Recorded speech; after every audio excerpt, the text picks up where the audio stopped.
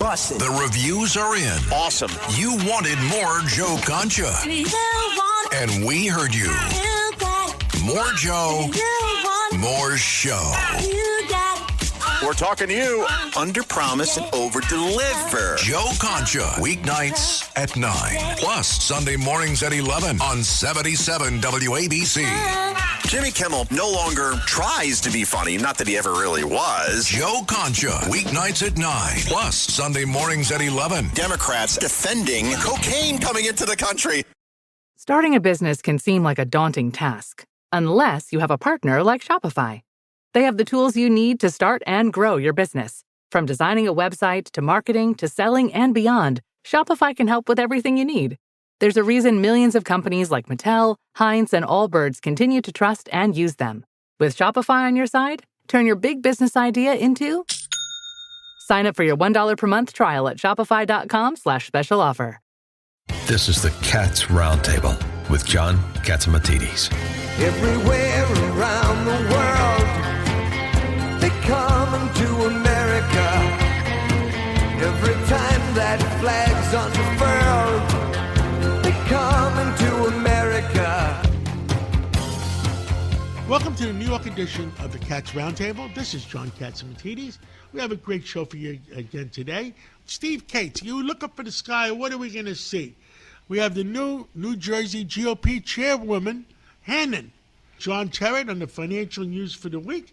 Paul Zuber, New York State Merchants Association. Governor David Paterson. Nicole Maliotakis. Things are happening, and they're trying to get rid of the last GOP seat in New York City. J.T. Fox on artificial intelligence. Dr. Peter Michalos, live long and prosper. Congressman Peter King. And let's start with Michael Stoller on the Real Estate Report.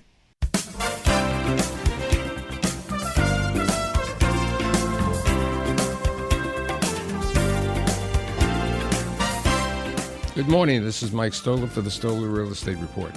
So today I have one of the prominent retail leasing brokers, my friend Corey Zelnick, who is the founder, CEO of Zelnick & Company. So what's going on with retail? Retail has been very good, Michael, and thank you for having me. We're probably coming into up 2.5 years now of strong retail activity throughout the city.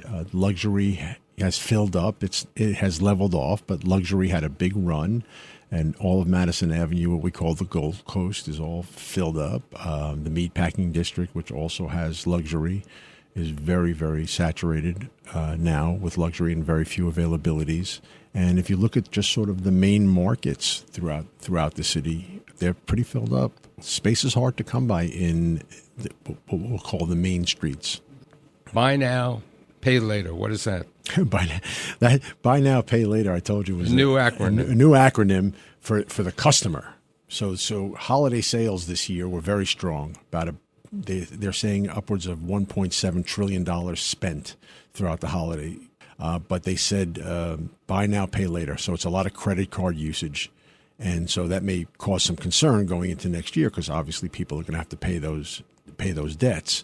But there was a much more conservative shopper in terms of value. It wasn't the luxury brand so much. It was the value shopper. But there was a lot of it. And they project the value shopper to continue to be strong. Yes.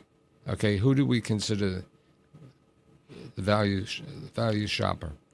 Well, TJ Maxx? Well, the tenants, TJ Maxx. Burlington, for example. Burlington has been on a tremendous roll, opening stores on a very, very regular basis because they're selling stuff on the cheap. Mostly, it's not secondhand, and the thrift world is its own world in and of itself. But Burlington, gets the stuff that wasn't sold at Bloomingdale's, and then they sell it in their stores.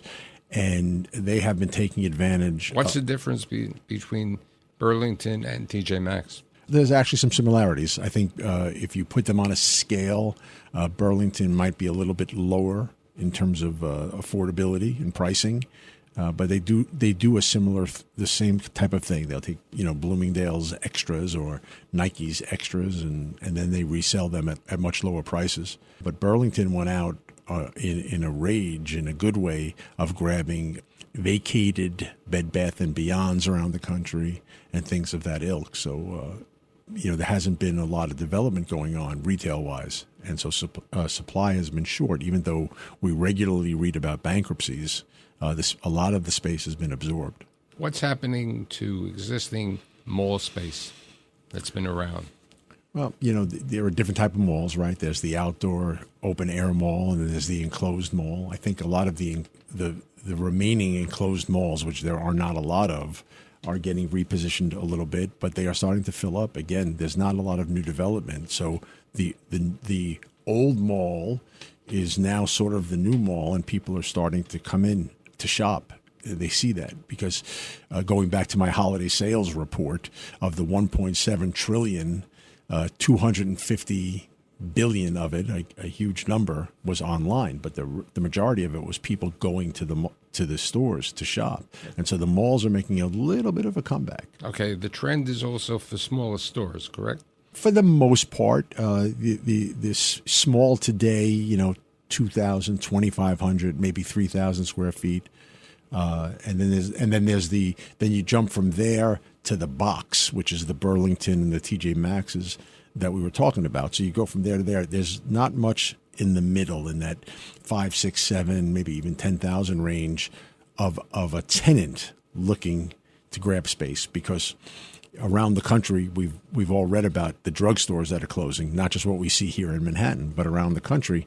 A lot of there are Walgreens and Rite Aids that have all come back to the landlord, or they're sitting there vacant, and they're all 10,000-foot boxes. So what are replacing them? The TJs or some of the small supermarkets? It's a mixed bag. So the TJs, they're too small for a TJs. Around the city, we've seen a lot of supermarkets, local operators with multiple stores stepping in and taking the position. Around the country, I've heard stories where they literally took a Walgreens box that was vacated and turned it into a car wash. They went right through the building. They set it up as a car wash. I've heard that story. I've heard medical urgent care taking over some of these spaces. Are we seeing more medical urgent care in our region? They have proliferated the market. No question about that. Yeah, they're around. So they'll continue to pick and poke now and fill gaps, but there aren't a lot of neighborhoods you can go into now without having seen one or having them operate. A few of them have come almost like any retailer. There's the City MD, which is the class. There's One Medical, which is also the class, but then there's these other ones that popped up. Right, the mom and pops, and some of them have faded away. No question. Okay, in conclusion, what do you look like for 2026? I think 2026 is going to continue to be strong. There seems money still is being spent, so that means that we need stores, and I think that the city's going to continue to fill up, especially in the tertiary areas, because that's where the space is. And I think that retail will be a factor going forward in a good way. We'll have some challenges with the new mayor and some of the minimum wage discussions he's talking about. But I think I'm very, very bullish on retail in New York City. I'd like to thank Horizon for being here today. Thanks for having me, Michael. The Cats Roundtable.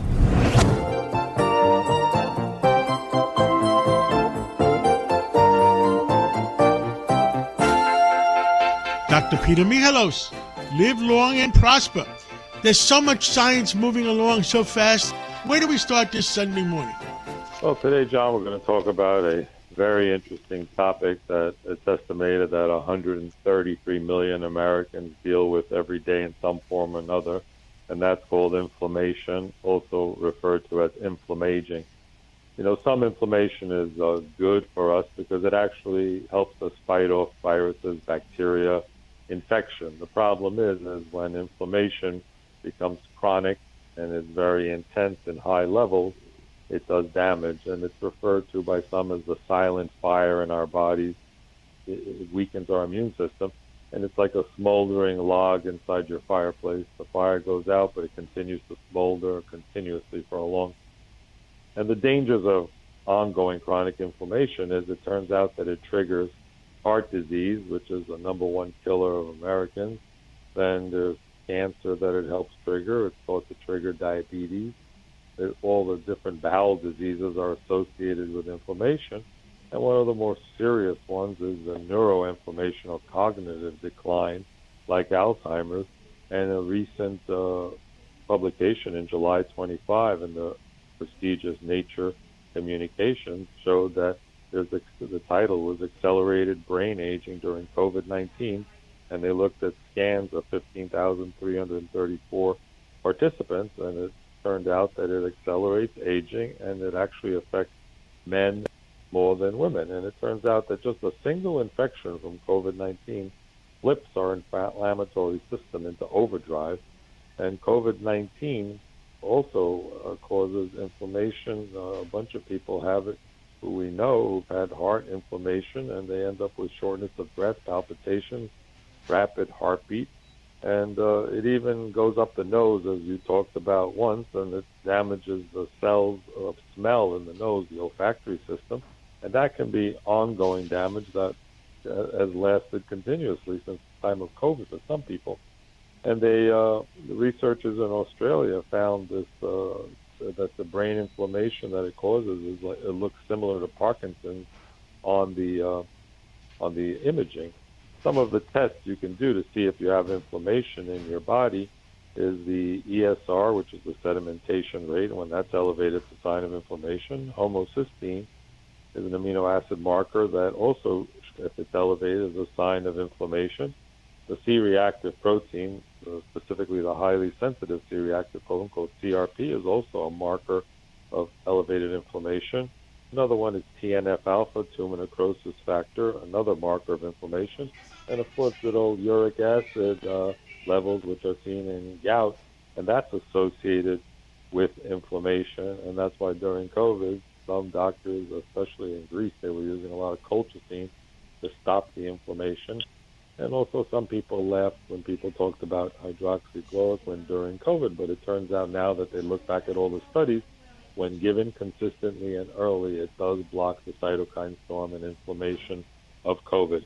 So things you can do to reduce the inflammation are eating things with fish that have omega-3 acids, like and take an omega-3 acid supplement. Curcumin from the turmeric root inhibits inflammation pathways. It's a natural way. Resveratrol that's found in red wine, berries, blocks inflammation at the cellular level, and that exists as a supplement. Ginger root also is anti-inflammatory. Of course, green tea extract, especially the powder, the green tea matcha powder, which I try to have one every day, is also very anti-inflammatory. And quercetin, found in apples, onions, and capers, it also stabilizes cells that release histamine and other inflammatory mediators. So there are things that you can do. And, of course, we talked about olive oil and having some salads and a good piece of fish. Those are things that are low inflammation. So it comes down to all of our creators' doings, natural foods. If we use them all in moderation, then it helps have a healthier body. Yeah, it does. You have better health, better inflammation. And then on the other hand, you have things that I say are like gasoline in the fire of inflammation, like all the seed oils. We've talked about the vegetable oils, the canola oils, the cottonseed oils, which are made from industrial chemicals, and they actually turn on the inflammation. Processed meat, deli meat, are not good. Having a good regular steak that would be good, preferably from grass-fed cows, that would be a better option. And we saw the food curve has been inverted, that it's okay in moderation. And the other thing that we have to add with this inflammation and the COVID is that an Irish study at the Royal College of Medicine in Ireland found that the spike protein from COVID turns on the clotting system, and that's probably the reason that people who have COVID and people who are exposed to this spike protein consistently get more clots, and that might explain why we're seeing more heart attacks, strokes, and clots after COVID. And there's also a blood test after COVID to see about your clotting system if it's in overdrive, and that's called the D-dimer. And when your D-dimer is elevated, one of the tests they do. And does that have to do with people having a problem after getting that vaccine? mRNA, the jury isn't out yet with the details, but the studies show that when you constantly see the spike, your immune system, it activates the clotting system. And they definitely know that from COVID, getting COVID. Is there a test for that? Well, you can test just to do antibodies against COVID to see what your titers are. If they're super high, you probably have a lot of spikes in your body if your levels are super high. And you can also do the D-dimer test to see whether your clotting system is in overdrive. So that is another test that's done routinely, especially when you get admitted to the hospital with COVID. And that's why early on they found out that giving anticoagulants, and the doctors who figured that out early, who gave anticoagulants, who gave the prednisone, who gave the hydroxychloroquine, those patients turned out to do much better. The trick was to give it early and consistently, especially the blood clotting drops. And Dr. Dostiopoulos from Stony Brook, the chairman of vascular surgery and general surgery, wrote one of the first papers on that about giving anticoagulants to COVID patients, and that improved outcomes. So we now know more about inflammation, and we have to do our best. If you get COVID, please get tested quickly. Take an oral antiviral right away to block the viral replication, so you're less likely to end up with long-haul COVID. Thank you so much, Dr. Peter Michalos, and thank you for keeping our listeners living longer. Thank you, John, for always giving us the microphone to get the truth out about medicine and keeping people to live long and prosper. You are listening to the Cats Roundtable. We'll be right back. Every week, the Payne family cuts straight to the real financial story. The one question, Bob, everyone's asking is, are we in an artificial intelligence bubble? You've been through boom and bust. What do you think? No hype, no myths. Just what actually matters to your money.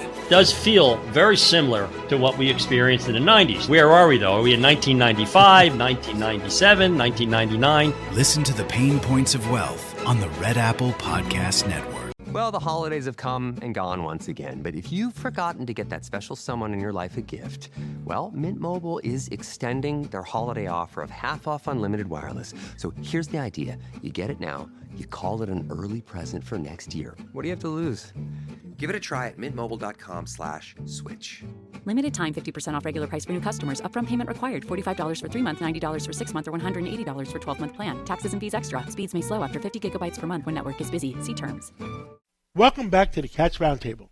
Well, we're moving on now. To the east side. To a deluxe apartment in the sky. Moving on. With us today is Governor David Paterson. Well, Governor Paterson, what are we up to this week? Well, our city and state and other places around the country was hit with some major snowstorms, and maybe not as much as we anticipated, but certainly Western New York is getting it, because whenever there's a snowstorm, it finds its way to Western New York. But there's so much snow and ice around, I thought that for a moment that we were living in Greenland. And of course, well, Greenland has been on the front page lately. Yeah, Greenland is what President Trump was fighting for about a month ago, and I had an inkling, a feeling that he was going as far out as he did to really put the fear into our allies in Denmark and other places. But I thought all along in his back pocket what he wanted was something he could have gotten without spending a dime, which is that we would set up bases because of national security concerns, and the people Greenland would agree to that, and the sovereignty of the area would still be held by Denmark. And all of that has kind of gone in that direction. So I think we can move on. But as late as Thursday night, some of the officials from the EU were still professing a great deal of uncertainty about what actually happened. But now that that's straightened out, we have a problem more locally, which is that the mayor continues to speak as if he is the governor, because he's talking about taxing the rich. Certainly in difficult times, you do ask the people who are doing well in a particular area to pay more taxes. But he just is doing that as a matter of cause, and it's putting the governor in a difficult position because she has said that she doesn't want to tax anybody this year. And it seems like every time she says it, he gets up and starts listing the reasons why we should do it. So we may have one of those mayor-governor issues like we had with former Governor Andrew Cuomo and former Mayor Bill de Blasio. Hopefully not, because there's a lot going on in our city and state right now. And I think we need to be, a lot more available to each other and also negotiating this stuff out instead of fighting it in the newspapers or TV. Well, that sounds logical. I mean, look, we all want everything to run smoothly. I think our number one priorities in our city, in our state, is not chasing any more people out of New York City or out of New York State. We want people to feel safe while they're walking around, and we want the system to work. Yeah, and the statistics really for New York City in particular, but also all around the state, crime has diminished, not in a great amount, but in a considerable amount, certainly worth noting, over the past couple of years. And now that we have, in different places, new leadership, we'd like to make sure that it stays that way. But what's really at stake here is how many people, young people coming out of college, traditionally all around the country, come to New York. They're looking for jobs. They're looking for that dream. Well, every year, how many, you were the governor, how many kids from the other 49 states come to New York because of our great universities? How many kids come for, we have the greatest universities, we have the greatest hospitals, all come to New York. I mean, it's got to be hundreds of thousands. My last year in 2010, there were approximately 167,000 individuals who came to New York to go to college and obviously would want to work here and obviously would want to move up, start businesses, or go to graduate school and wind up running businesses. So in theory, if we don't gain 167,000 every year, we're losing. We're losing, that's correct. And I think that's, an issue that,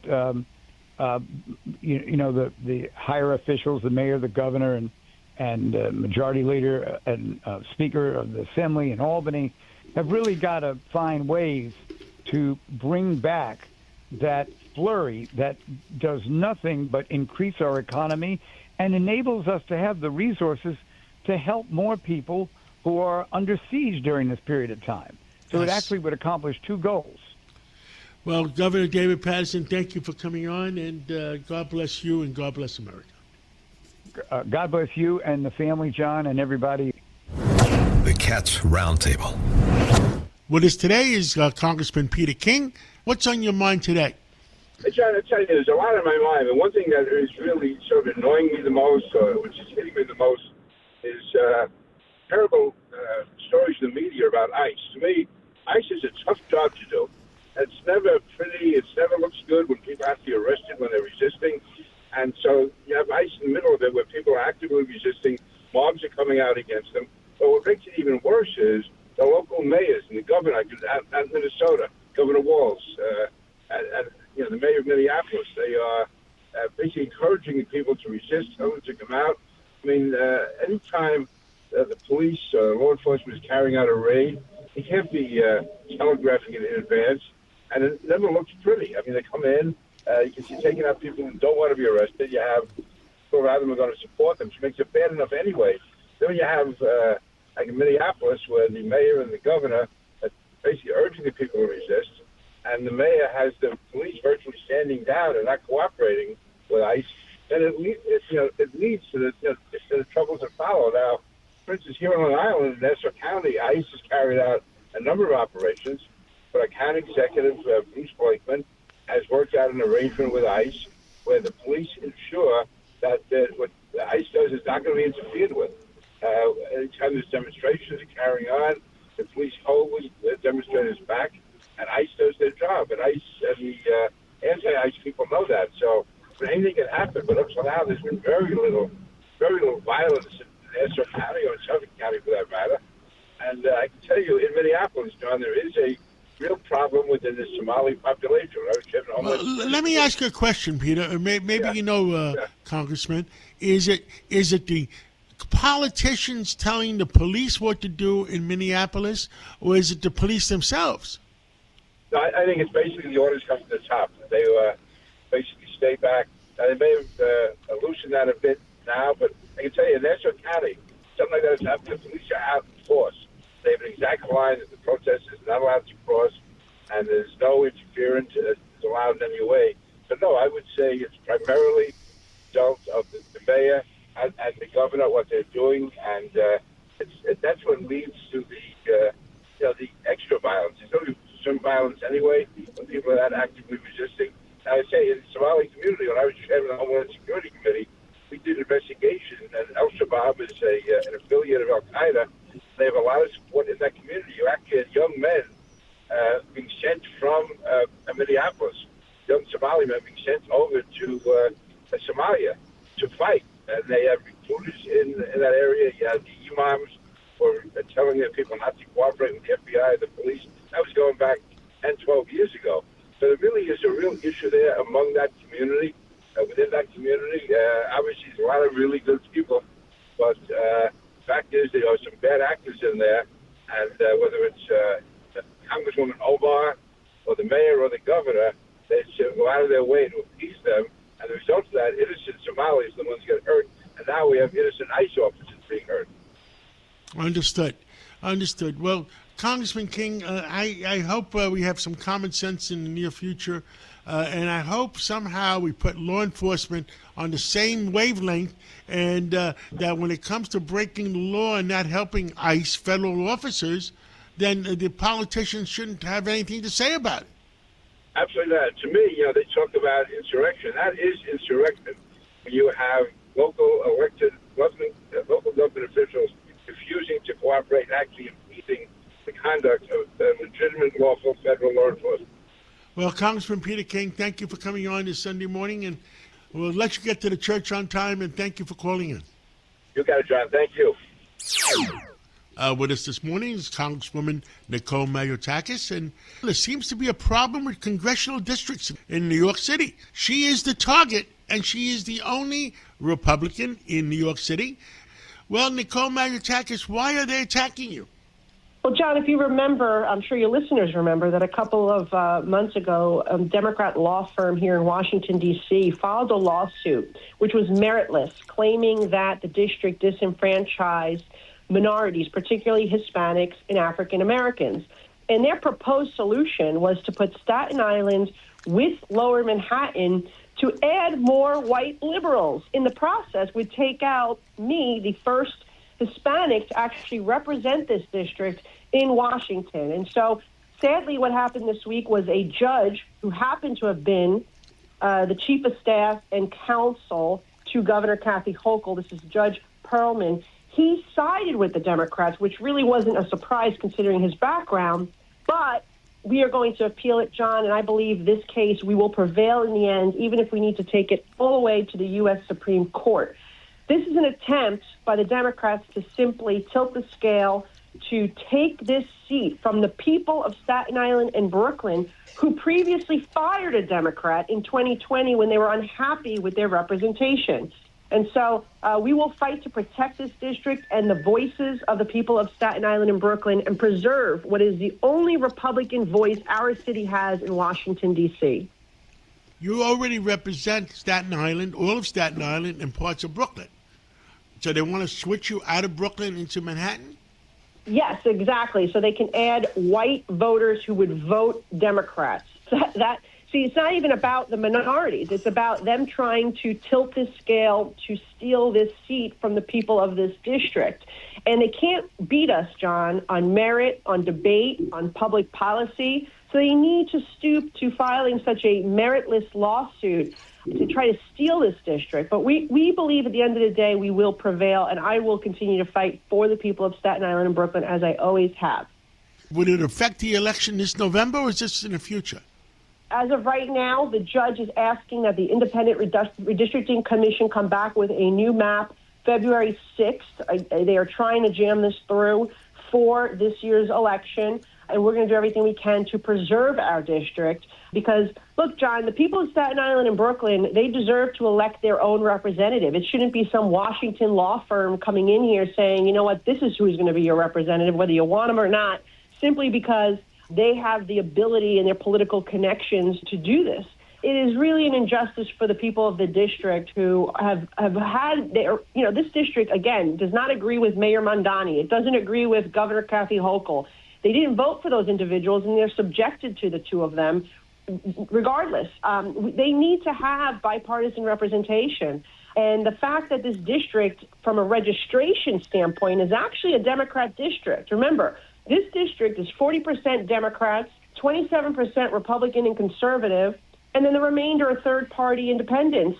Yet they chose, despite having a Democrat voter advantage, they chose to have a Republican represent them, and that should stand. It shouldn't be this Washington firm coming in telling them, we don't care what you think, we're going to jam this through so you can never elect another Republican, and that the city of New York never has another Republican either in Washington. Well, Nicole Mayotakis, thank you for coming on this Sunday morning. And thank you for getting the word out, John. Appreciate it. Thank you. You are listening to the Cats Roundtable. We'll be right back. Welcome back to the Cats Roundtable.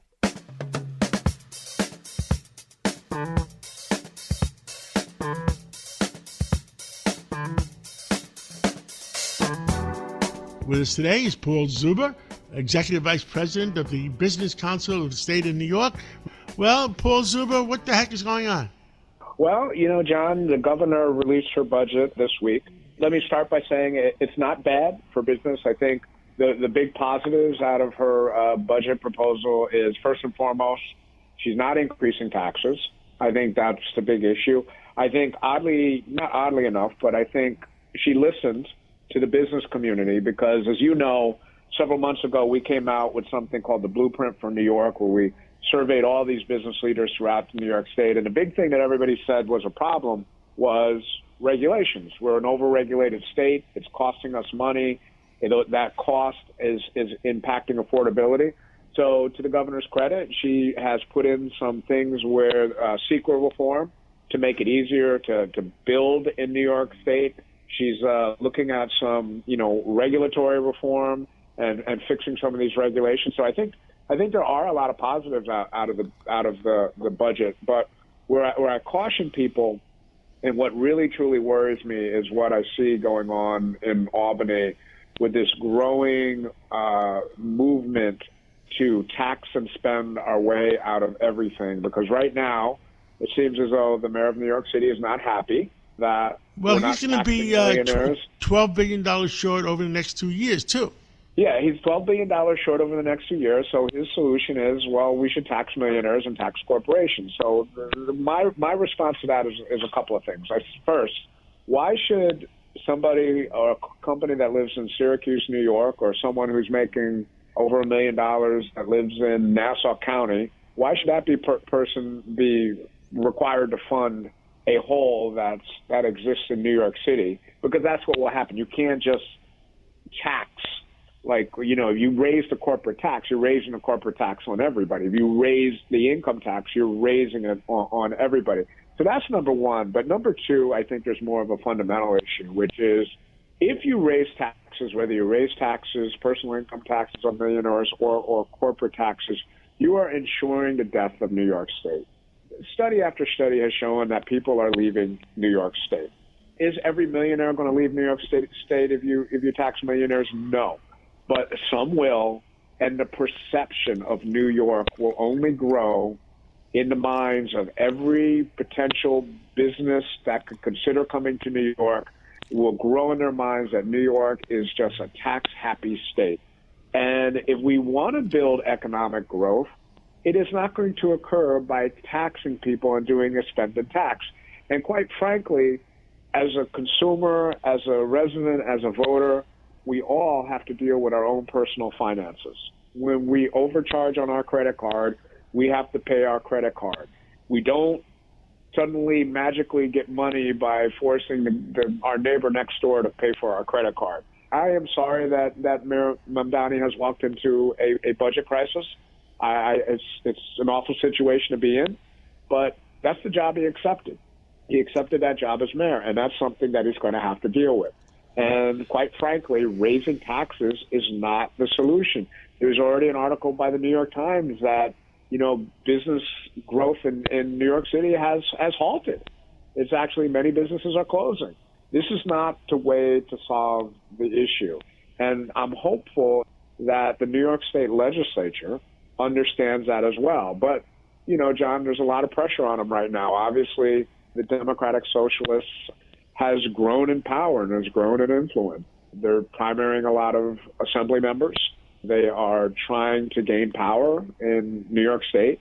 And I'm just hopeful that the legislature understands that tax and spend is not the solution for New York State. Paul Zuber, thank you for coming on this Sunday morning, and thank you for the update. I hope they work it out so people stay in New York, not leave New York. I agree, John. Thank you. Thank you. The Cats Roundtable. With us today is Christine Hanlon, and she is the new chairwoman of New Jersey Republican Party. Tell us, you have a new year. You had a governor just get sworn in the last few days. Were you surprised at the results? Because everybody thought it was such a close race, and it didn't turn out to be a close race. Has the Republican Party analyzed it yet?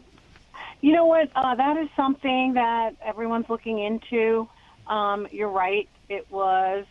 Everyone thought it was going to be a close race, I think, on both sides of the aisle. And the results were pretty surprising, I think, to everyone in terms of the spread. So we're looking back, trying to figure out what happened. In New Jersey, Republicans are outnumbered by about 800,000 in terms of registrations. These things factor in. And, a lot of Democrats are signed up to vote by mail. So going into Election Day, it's not surprising. We definitely have our challenges. But it was really shocking, I would say, to our party going into Election Day. In the analysis, is it state issues, federal issues? What do people get riled up on? You know what? I think that, we haven't gotten all the data back. People are looking into it right now. I think most people agree that, the shutdown had quite a bit to do with the motivation in terms of voter turnout. That was not great timing with respect to our election here in New Jersey.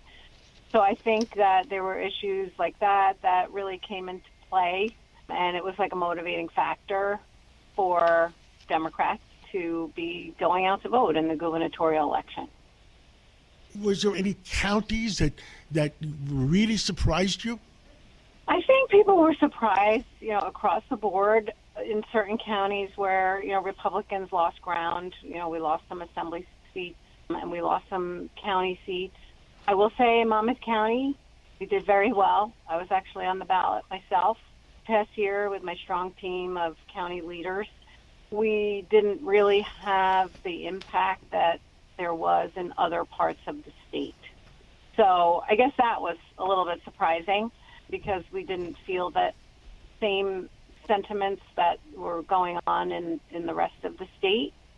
So I think that was a little bit surprising for us and for others that in Monmouth we held strong. No, there was a few counties in the state that, were pretty strong as well. The surprises, I would say, that in some counties, the Republicans lost a little bit of ground, and that was very upsetting. There's been several stories, the Democratic machines in this county and Democratic machines in that county. Isn't that the days of the past? Is that still going on?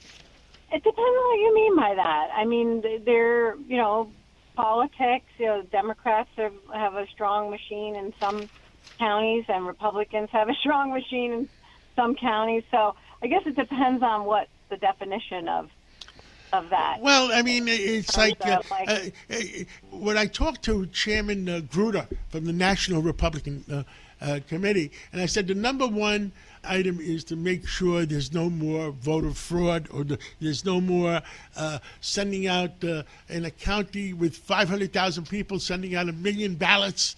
I mean, have you had any problems with absentee ballots or anything like that?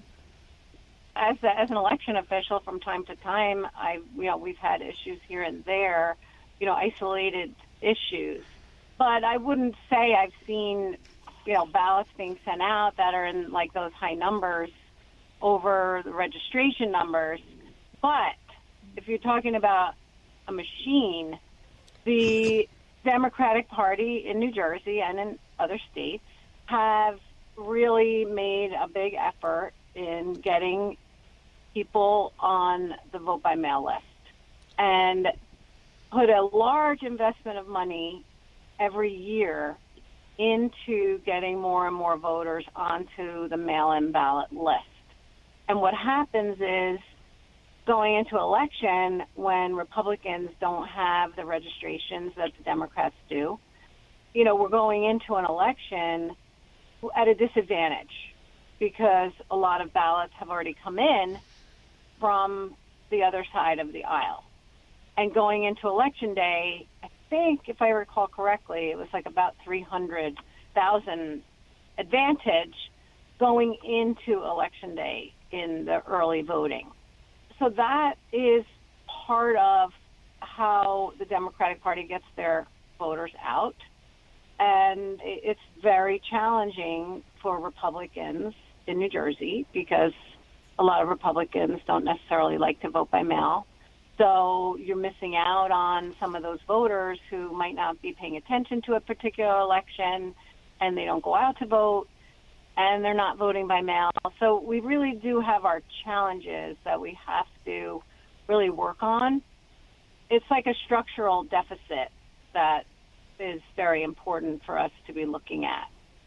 Thank you so much for calling in today, and we look to talking to you about more often. Would you keep all our audience informed? Yes, absolutely. And you know what? We're just going to be working hard. Glad to have taken over as chair and working on all of these issues to build the Republican Party in New Jersey. So glad to be talking to you. Thank you so much, and we'll catch up again real soon. Thank you. Yes, awesome. Thank you. You are listening to the Cats Roundtable. We'll be right back. Welcome back to the Cats Roundtable.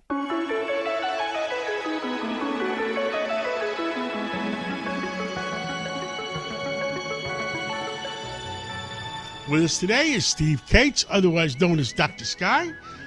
Once in a while, Steve Cates gives us a few secrets, and there's so many secrets out there that we don't know the answers to.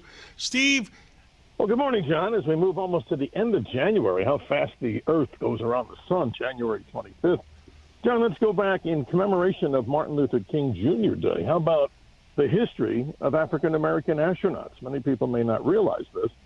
The first African-American astronaut was Guion Bluford. He was followed by Ron McNair, who sadly perished on the Challenger explosion. Sadly to say, 40 years ago, John, January the 28th, 1986. And let's talk about female African-American astronauts. Mae Jemison was the first female American astronaut. And we also talk about the first African-American director of NASA, Charles Bolden. And we have an interesting individual named Victor Glover, who will be part of that amazing mission, John. Stay tuned, everybody, in February. NASA returns with an orbit around the moon with this Artemis rocket. Great stuff as we salute our African-American astronauts and space heroes. Very risky things happen in space, but we should never, lose sight of our goals as we eventually will go on, as you and I talk all the time, to the moon, a return, and then on to the planet Mars that you and I always talk about. But, John, this may already be happening right now. The deep of the winter here, the East Coast and a good portion of the eastern part of the United States will again experience an incredibly deep, cold, weather phenomenon, all due to something called the polar vortex. And what's that? John, this is a counterclockwise, circulation of air naturally that pushes down from the pole. And what's going to happen here, obviously the intensity that it's going to come down over this weekend and maybe all the way into February is just incredible. Nobody really understands the dynamics. Because remember, all weather comes from the sun, John, which then transitions to another great subject, this amazing solar flare that we just happened this past week, producing auroras and all kind of radio communications. The sun, of course, as many people know, and I keep repeating it because it's true. All weather comes from the sun, so you ain't seen the end of solar cycle 25, John. Very powerful stuff going on. There was reports last week that we had some very powerful storms on the sun, and it came our way. Yes, John, and more to come. The solar cycle 25, this is one of the most powerful solar cycles. The sun usually waxes and wanes in an 11-year cycle, but it's probably much, much deeper than that. But, John, you asked about, or we reported again, or we always do, these mysteries of the week. So how about this? Let's go back 100 years ago to 1926. And here's some interesting science and technology mysteries that still astound me. In 1926, John, the world population was about 2 billion people. Now we're going about 8 billion. Calvin Coolidge was the president, John, and the average wage was about 93 cents an hour. But here's some of the amazing things that happen in technology and science, particularly space. On January 26, 1926, the first working television demo, something called a televisor, took place. That's incredible. And on March 8th of 1926, the first transatlantic phone call, AT&T conducted that between New York City, of course, and London. And then let's get back to the space world. March the 16th, 1926, John, the first liquid-fueled rocket flight by a rocket genius called Robert Goddard. And, John, he launched it up in Massachusetts, and guess what? The rocket only got 41 feet off the ground. But look at where we are today with rocket-powered and hypersonic propulsion. That's amazing. Well, who was I talking to last week when we were talking about the hypersonic, what was it, the SR-72? SR-71 and Mach 9? SR-72. Yes, John, and these hypersonic aircraft using scramjets, which without a lot of time here on the program this morning, these are some of the fastest air-breathing engines. So what it does, it sucks in air into its combustion at supersonic speeds. This is what we're calling the scramjets.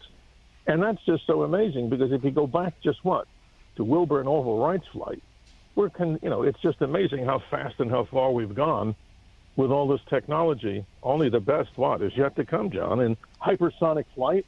And then as you and I always talk about, how about propulsion that goes warp speed in the future from Star Trek and all these other sci-fi great programs. I can't wait.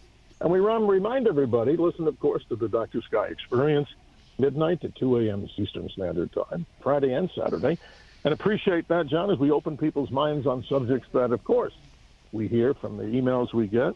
They enjoy wonders of the universe, from astronomy, space, aviation, weather, and stories of what? American exceptionalism, making a complete roundabout.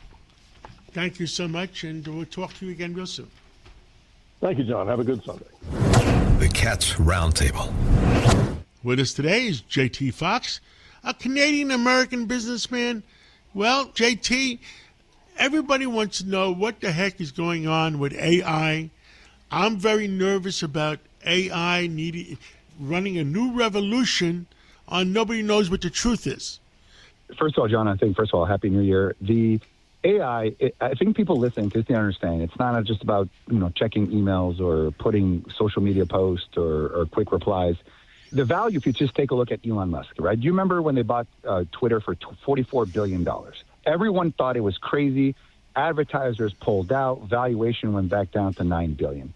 Now that turned out to be one of the greatest AI plays because he took all of the information on X, all the tweets that people put in there, and built his AI on top of that, just raised $20 billion for a valuation of $250 billion on AI. So that's a good ROI.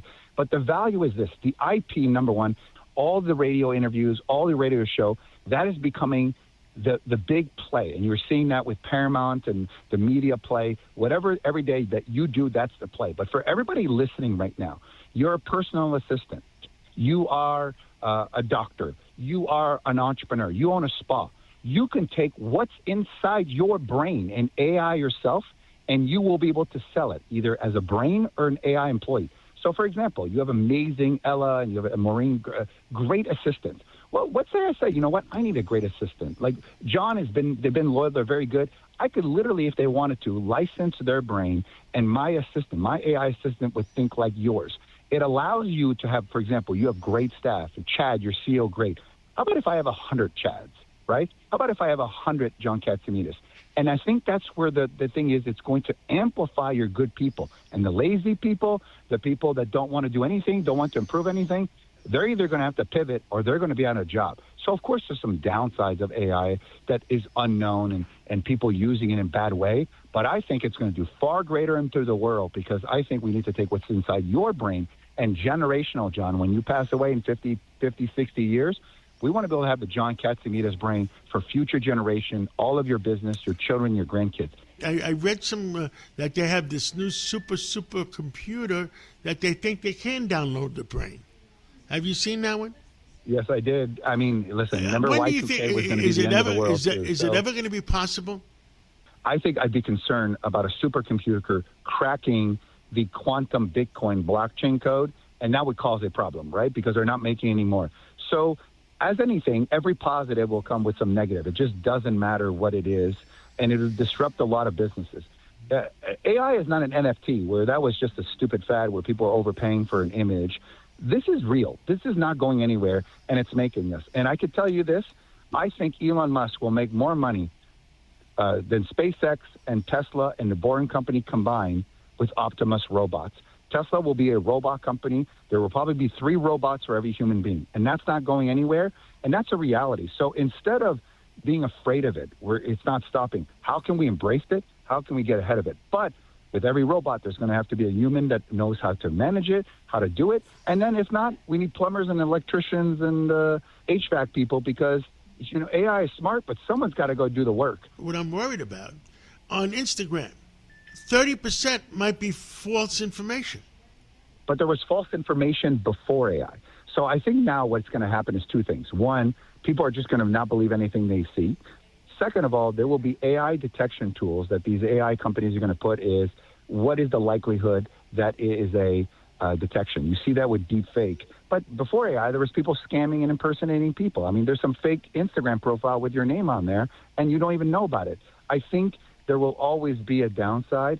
The algorithms are meant to feed us the information to scare us. So stop pressing things, John, that scare you. And an entrepreneur like mine say, how can I use it to utilize all my amazing companies, make my people more productive, and change more lives? That's the narrative. Instead of being scared from it, embrace it. Because a guy like you will always find a way to take the good and make it even greater. And so, you know what? You're a risk taker. You know what tools are ahead of us. Technology's changed. And everyone says radio is dead. You jumped in when everybody said radio is dead. So I think people have to take a look at it is that, you know what, people like me and you and people that are listening to your show and get that common sense, they'll use it the right way. And bad people will always do bad things no matter what. Well, JT Fox, thank you for the update. And let's talk again real soon. Absolutely. Thank you, John. Take care.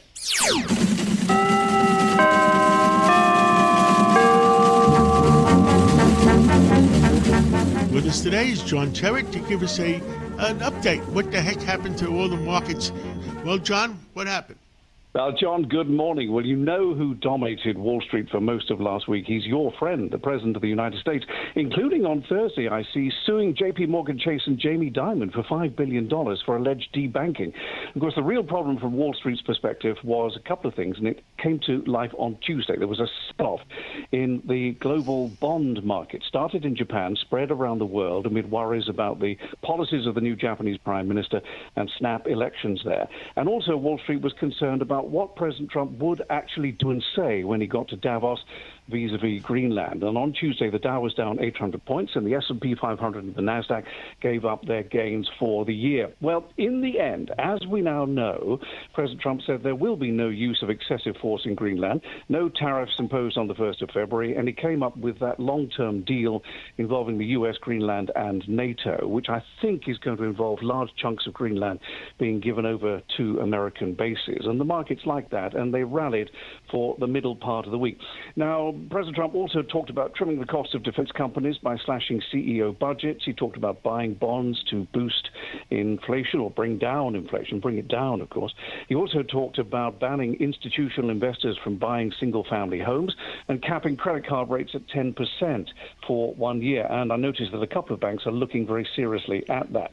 Company news, we had big earnings last week. Netflix, though, down. Wall Street wary of the cost of their growth. Johnson & Johnson from New Jersey, expert testimony to be allowed in their talcum powder case. That's a blow for them, so their stock was down. And on Thursday, Intel reported their earnings. And good news on the growth front. GDP up 4.4% in the third quarter from the second quarter. That's amazing. And in the crypto world, Coinbase, the CEO there, still getting grief for delaying the Senate's crypto framework bill. And so, John, on to next week. Now, it's a big tech week coming up this next week, and on Wednesday we get earnings from Mark Zuckerberg's Meta Platforms, and on Thursday, the really big one, Apple. John. Thank you so much. Thanks, John. Thank you.